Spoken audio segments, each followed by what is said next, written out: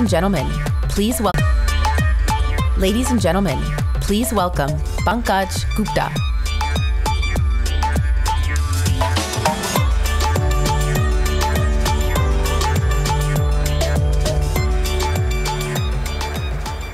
Good morning, everyone. I'm Pankaj. I work in Google's office right here in Bangalore. I lead our engineering teams in India and Singapore for a very important initiative called Next Billion Users. I'm really excited to be here with you today at Google Developer Days because I'm myself a developer. I have used many Google APIs over the years. This is the first GDD ever in India, and this is the largest developer event that Google has held in India ever.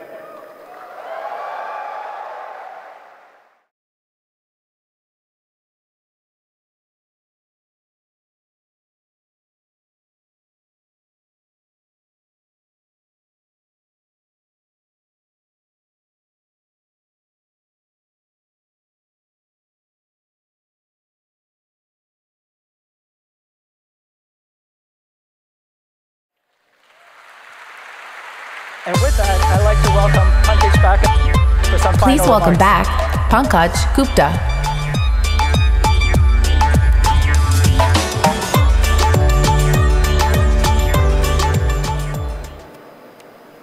Thanks, everyone, for joining us this morning. I hope you're all as excited as I am about the progress we have been making with our developer product and platforms. Thank you to our speakers, Dan, Sachit, Kaz, Anita, Tal, and Francis. For the rest of the day, you're invited to participate in technical sessions, trainings, code labs, and explore the sandboxes right outside. So please enjoy the Google Developer Days India event. Thank you.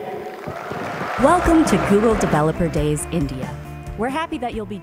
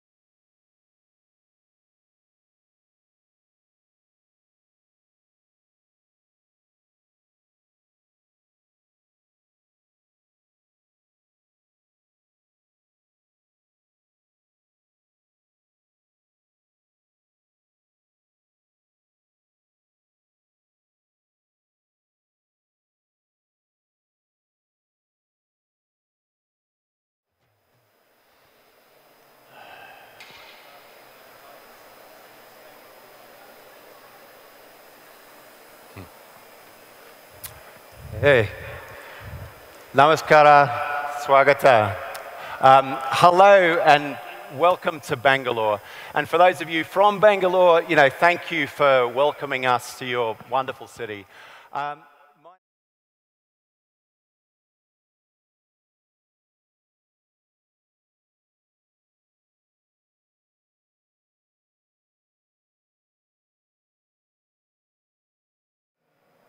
lastly, always, if you want to learn about what's new on the web, do check out Web Fundamentals. Our content at developers.google.com/web is, right at the forefront. Stuff from people who are building browsers and working on web specs. And that's it. Yeah. I mean, most of all, please feel free to contact, Sarah and me and speak to any of the Googlers here. Yep. OK, thank you very much. Thank you so much. You know, we're here to learn what you're doing on the web and to find out like what we can do to make the web better and help you build great experiences for all your users. Thank you so much. Dhanyavada. Thank you.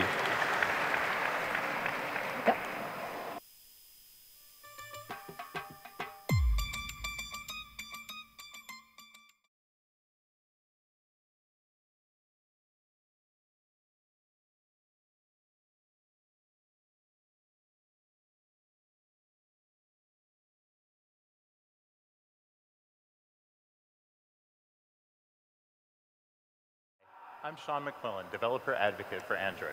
At Google I/O, we announced that Kotlin is a supported language for Android development. And today, I'm going to talk about how Kotlin can help you write great code.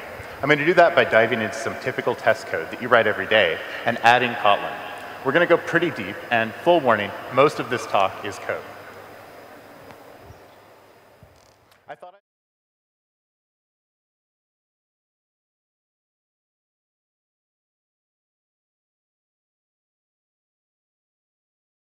And we're continuing,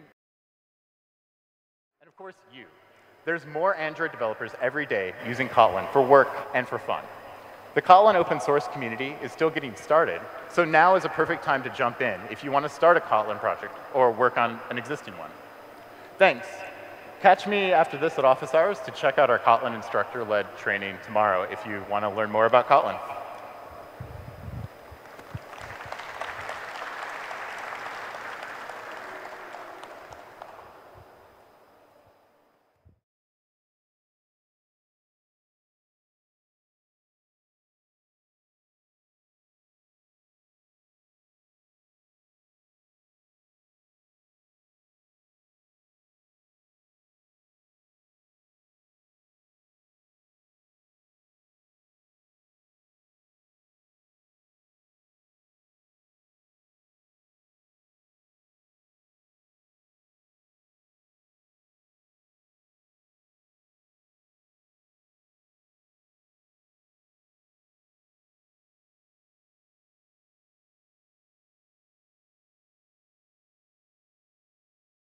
That food is really tempting over there in the other half of the auditorium. So how many people here have actually played, downloaded the Android O SDK? Just give me a, all right, good. And, you know, we're in, and how about support library 27?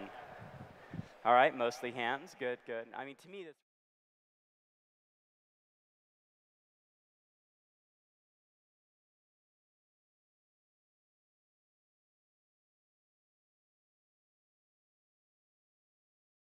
not toys or just for games. And they're way more than bouncing balls. They're a great way to bring natural motion and interaction to your current UI. So try thinking about what you're doing already manually that could be easier and more realistic with a dynamic animation. So, and certainly I look forward to seeing what you make. And so that's it. I hope that this was a wonderful overview for you of a little bit of what we have in the support library and Android O, and enjoy the rest of your day here at GDD India. Thank you.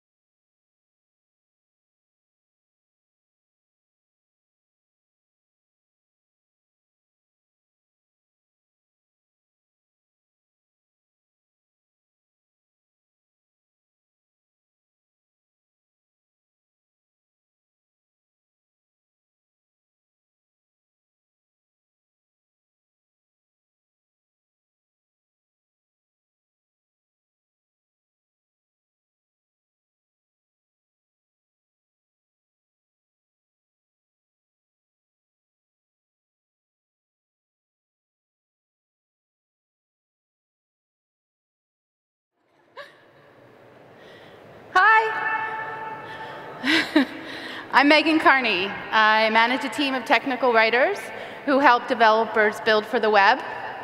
I'm also a mom. I have 2 kids. Their names are Amelia and Patrick. And for the past few years, I've been an engineering student learning to build my own web applications. One of those web applications, called Village Assistant, is the topic of this talk today. And this is Crystal Lambert. She couldn't be here in person today, but I wanted to make sure to at least virtually introduce you to her.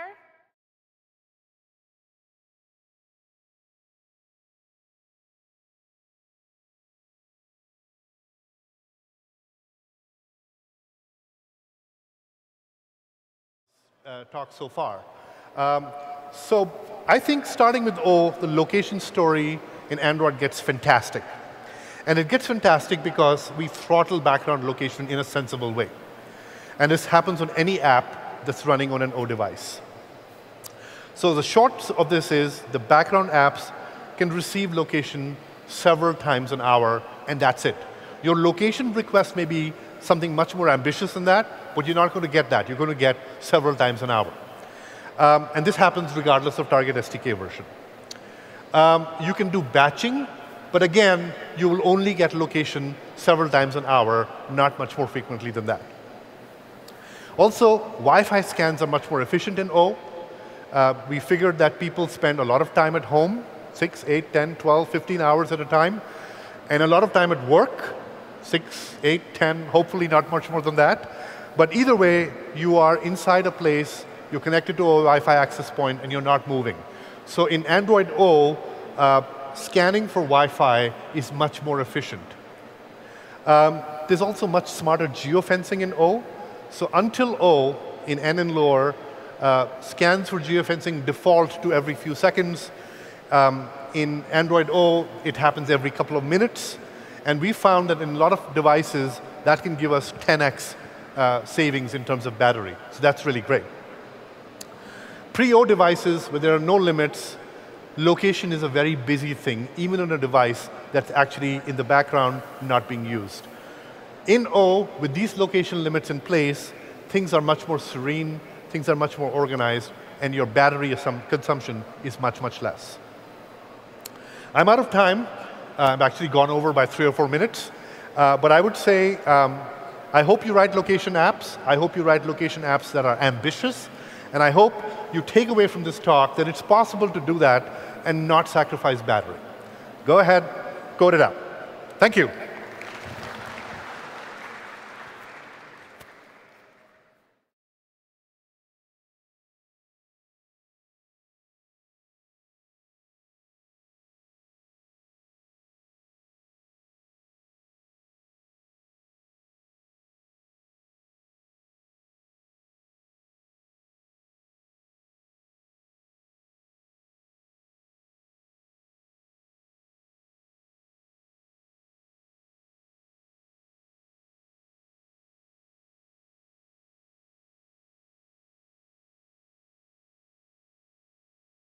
Good afternoon.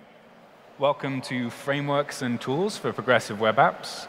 My name is Rowan Mearwood. I'm a developer advocate for Chrome and web.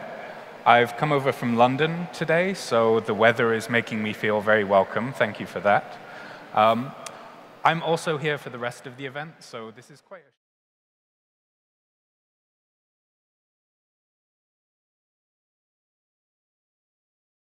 and so on.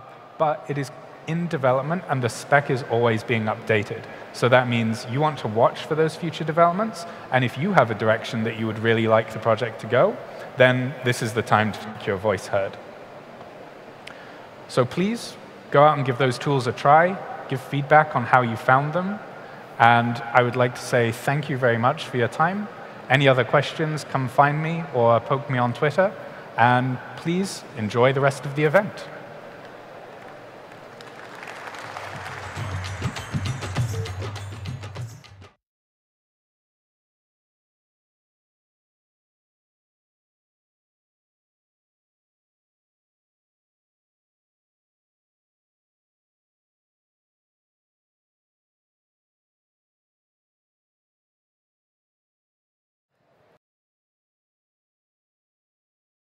And I'm a developer advocate at Google.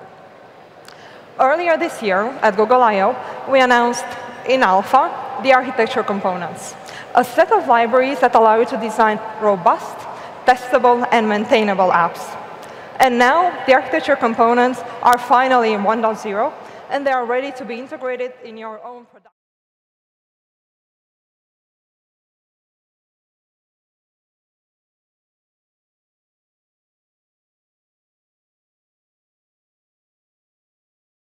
Pick and choose the ones that you need for your application, or if you want, you can use all of them together.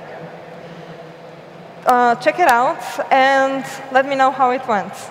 Thank you.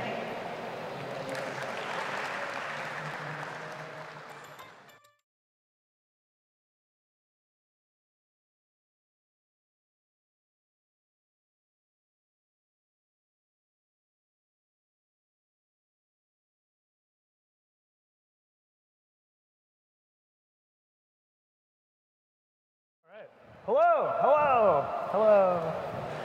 So welcome everybody to Modern Tooling, Testing, and Automation. We're going to talk a little bit about Lighthouse, Puppeteer, and Headless Chrome. So we only have 30 minutes, a lot to cover in that amount of time, so let's go ahead and get started. So my name is Eric Beitelman. I am an engineer on the Chrome team. I work with web developers all over the world and help you guys build.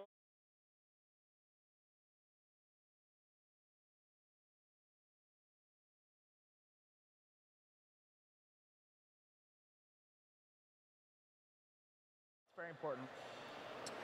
So with that, we throw a lot of stuff your way. Here are all the open source project and resources that we talked about today. Lighthouse, which V covered, Puppeteer, the DevTools protocol, if you want to really know what the DevTools can do and that API can do, really, really awesome stuff. The article on Headless Chrome and the Chrome Launcher module, if you just want to work with Headless Chrome, check that out. So I think with that, we're all done.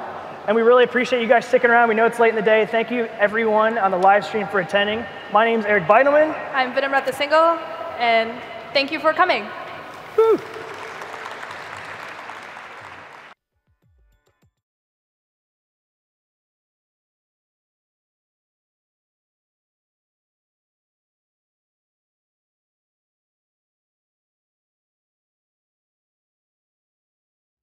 Hey there, everyone. Welcome to the last session of the day. You've almost made it. We are almost at the after party. Thank you for coming along to talk. My name is Nick Fortescue. I'm a software engineer on Google Play, and this is my colleague. Hi, I'm Johannes. I'm a UX designer working with Nick on Google Play. So I've been working on Google Play since it was Android Market, so quite a while now. And we're here to talk to you about why quality matters in the app. Now, app quality is really important for us on Google Play. We want every Android user, when they open an app installed from Play, to open an amazing, beautiful, wonderful app. But of course, we don't write these.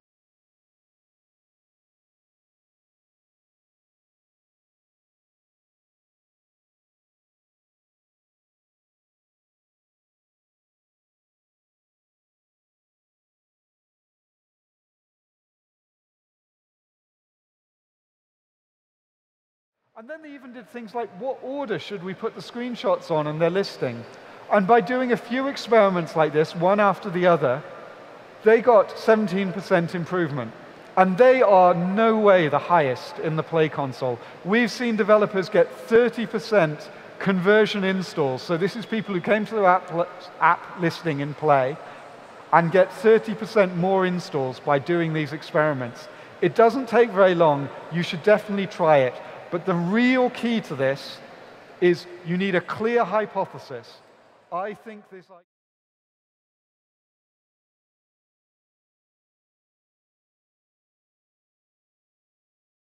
So